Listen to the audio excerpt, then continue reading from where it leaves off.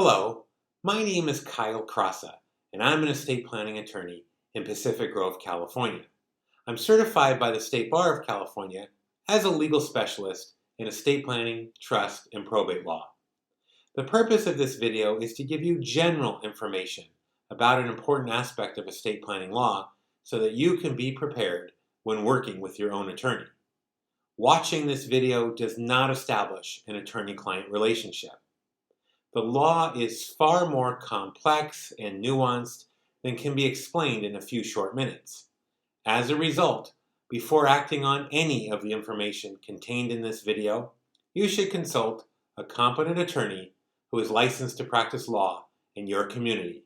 With that understanding, I hope you enjoy my video and you find it informative. Thank you.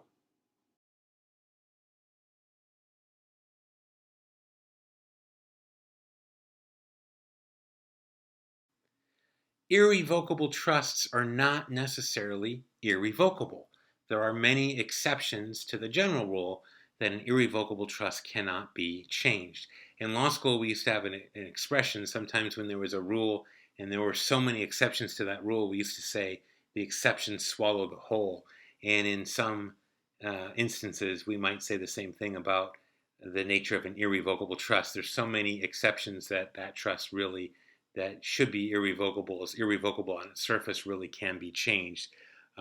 Chances are that depending on what you're trying to do and depending upon how you're trying to modify the trust, there might be ways to be able to change an otherwise irrevocable trust. Now, why might you create an irrevocable trust? Well, first of all, with your own basic planning, you're going to want your trust to be revocable when you're still living, so you can change your mind, you can change beneficiaries, you can change trustees.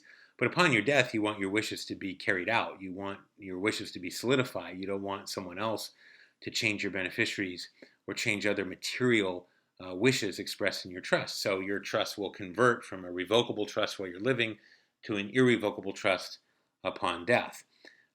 There are other reasons to create irrevocable trusts. There are legal consequences to the irrevocable nature of an irrevocable trust.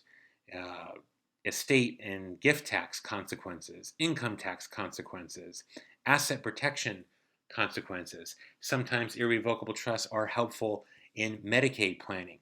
So sometimes the trust maker chooses an irrevocable trust not because the trust maker wants to take away control of the beneficiary, but because the trust maker wants to take advantage of some of the other consequences of an irrevocable trust. But today we're going to focus on some of the most common exceptions and methods for changing or modifying an otherwise irrevocable trust. So we're going to start with powers that the trust maker could build into the trust directly, purposefully, to deliberately give the beneficiary or some other party powers to modify the otherwise irrevocable terms of the trust. So one is very common. Sometimes the trust maker will give the beneficiary or some other party the power to change trustees.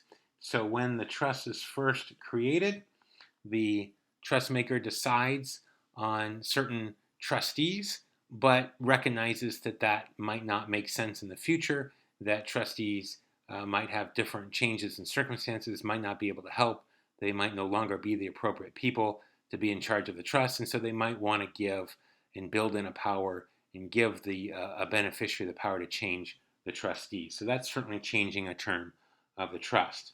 Another power that the trust maker or the grantor can build into the trust is something called a power of appointment. And it's confusing because sometimes this is abbreviated as a POA, but there's also another document that's separate and distinct from a trust. It's called a power of attorney, which is also abbreviated as a POA. So that creates some confusion. This POA is a power of appointment, and it just basically gives the beneficiary the power to appoint or direct the assets to some other beneficiary.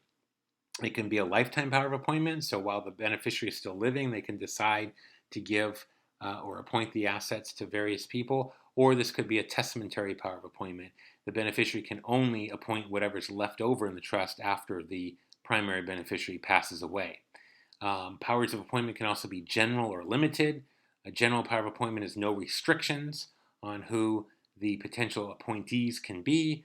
A limited power of appointment has some restrictions, sometimes a few restrictions and sometimes lots of restrictions on who the potential appointee can be. And there are very serious tax consequences depending upon whether it's a general or a limited power of appointment. But power of appointment is certainly changing the nature of the trust. Another way to change a trust is under the distribution powers of the trust, or the distribution authority. So typically a trust is going to give the trustee certain authority to distribute or to give the assets to the beneficiaries. Sometimes there are really strict guidelines. You can only give the assets to the beneficiary under this specific set of circumstances. Other times the distribution authority is extremely broad. It's completely discretionary. So certainly if the parties no longer like the terms of the trust, if it's old and outdated, simply giving the assets to the beneficiary is a way to get out from underneath the old, outdated trust. A fourth way to modify an otherwise irrevocable trust is related to the distribution authority, and this is known as trust decanting. So decanting, kind of like wine, where you're taking a glass of wine or bottle of wine and pouring it in through a filter to another bottle, kind of separating the sediment, the old stuff, from the new stuff. It's the same idea. The trustee has certain distribution authority and has the power to give the assets directly to the beneficiary. Why couldn't the trustee have the power to give the assets to a new and improved trust? And so the trust decanting can be built into the trust itself. The trust maker can include trust decanting provisions under certain circumstances. And then under state law, a trust might be able to be decanted anyway, even if there aren't trust decanting provisions built in. And in my home state of California, we have a trust decanting statute that will allow for that. So the idea is to take the old trust, pour the good stuff into a new trust, and leave the old stuff trapped in the filter. That's the idea behind trust decanting. Another way to do it is to include provisions for a trust protector.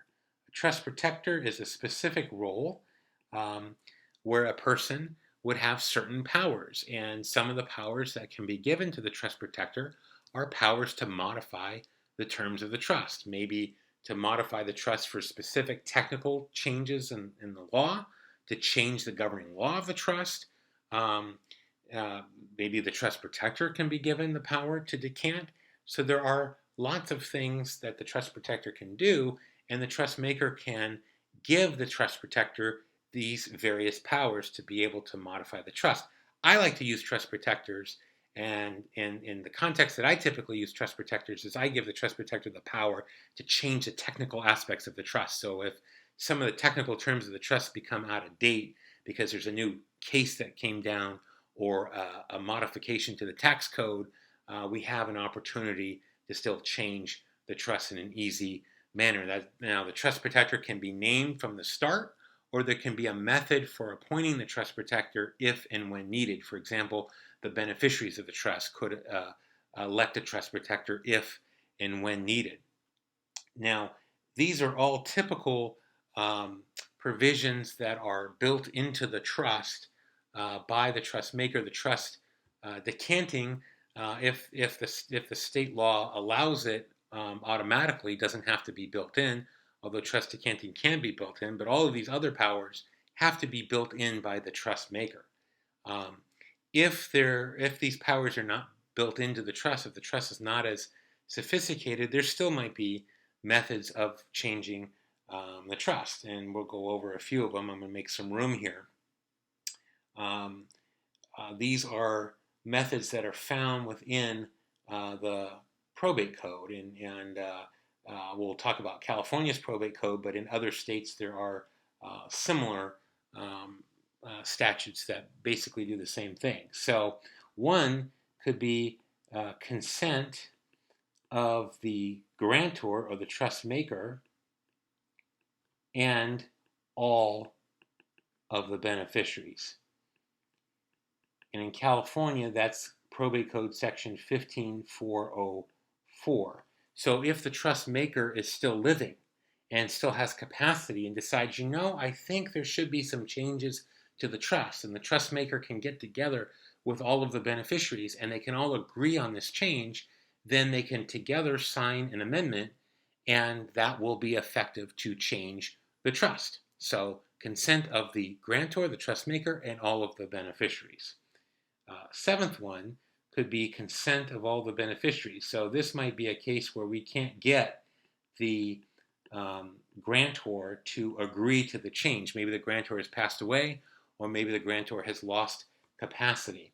So in this case, we have consent of all the beneficiaries. Well, if we can't get consent of the grantor because the grantor is deceased or incapacitated, then we're going to need court approval for this. At least in California we are. Some other states might not require it.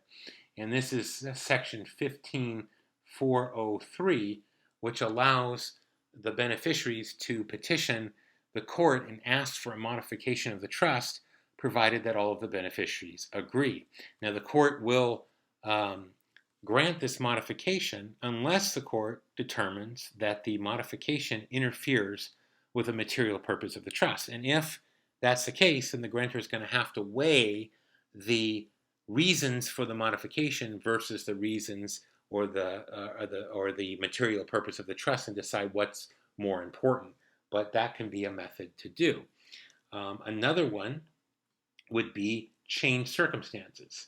And again, with just like with the one before, with changed circumstances, you're going to need court, in California anyway, you're going to need court approval for this.